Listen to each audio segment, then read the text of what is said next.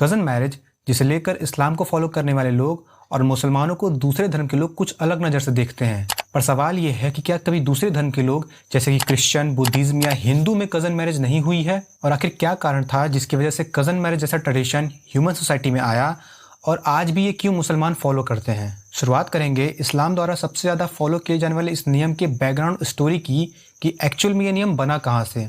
तो बेसिकली इसके 3 रीज़न थे। पहला ये कि इतिहास में जब ह्यूमंस के ज़्यादा ग्रुप्स या पॉपुलेशन नहीं थी, तब लोग अपनी न्यू जनरेशन या फैमिली की स्ट्रेंथ को बढ़ाने के लिए अपने ही रिलेटिव में शादी कर लिया करते थे, जो कि उनके लिए ज्योग्राफिकली और सोशली आसान होने के साथ सेफ भी था। अब यहाँ सेफ का क्या मतलब है वो भी मैं आपको वीडियो में बताऊंगा। दूसरा ये कि मुस्लिम कम्युनिटी हमूला नाम के कॉन्सेप्ट पर बेस्ड है, जिसमें हमूला का मतलब होता है स्प्रिट ऑफ गॉड। बेसिकली हमूला मुसलमान कम्युनिटी का वो बेस है जहाँ से इस्लाम का जन्म हुआ। यानी एक टाइम पर इस्लाम को इन्हीं कुछ लोगों ने मिलकर जन्म दिया था और वहीं से लोगों ने अपने कई सारे सब डिवीज़न बना लिए और इसीलिए उन्हें कज़न मैरिज से कोई प्रॉब्लम नहीं है, क्योंकि उनका मानना यह है कि हम चाहे खुद को कितना भी आगे ले जाकर अलग कर लें, पर हमारा प्रारंभिक वंश एक ही है और ये परंपरा उन्हें अपने प्रारंभिक वंश से मिली है और अपने ही फैमिली या रिलेटिव में शादी करके वो अपनी फैमिली को फाइनेंशियली और मेंटली सपोर्ट भी कर सकेंगे। तीसरा रीज़न इस नियम के बनने का इस्लाम की धार्मिक किताब कुरान में लिखी है, जिसमें यह कहा गया है कि मनुष्य अपने संरक्षक भगवान का सम्मान करते हैं, जिन्होंने प्रकृति के एक ही व्यक्ति के साथी में अपने कई अनगिनत बीज यानी कई आदमी और औरतों को बनाया और हमें भी उनका ये सिखाया काम करते रहना चाहिए। और वो इंसान जो पत्नी रखने और बच्चा पैदा करने के काबिल है पर शादी नहीं कर रहा, वो इस्लाम का नहीं हो सकता। पर इस्लाम में फॉलो किए जाने वाले इस नियम में ऐसा भी नहीं है कि कोई भाई या बहन सीधे तौर पर खुद से शादी कर लें। इनमें यह नियम है कि ऐसी शादियां दूध और खून से जुड़े रिश्ते में नहीं हो सकती। पर कुछ मेजर रीजंस भी हैं जिनकी वजह से कज़न मैरिज सिर्फ इस्लाम ही नहीं दूसरे धर्म के लोग भी प्रीफर करते हैं, जिसमें सबसे पहला रीज़न ये है कि ऐसा करके लोग अपने ही वेल्थ और कैपिटल को अपने पास रख सकते हैं, यानी उन्हें ज़्यादा दहेज नहीं देना पड़ेगा। और अगर वो किसी दूसरे शादी करते हैं तो उन्हें अपनी वेल्थ और कैपिटल को किसी दूसरे को ट्रांसफ़र करनी पड़ेगी। दूसरा रीज़न ये है कि कज़न मैरिज करके लोग अपने ही फैमिली की रिलेशन को और भी ज़्यादा स्ट्रॉन्ग कर सकेंगे, साथ ही अपने फैमिली की स्ट्रेंथ को भी ईजिली बढ़ा पाएंगे।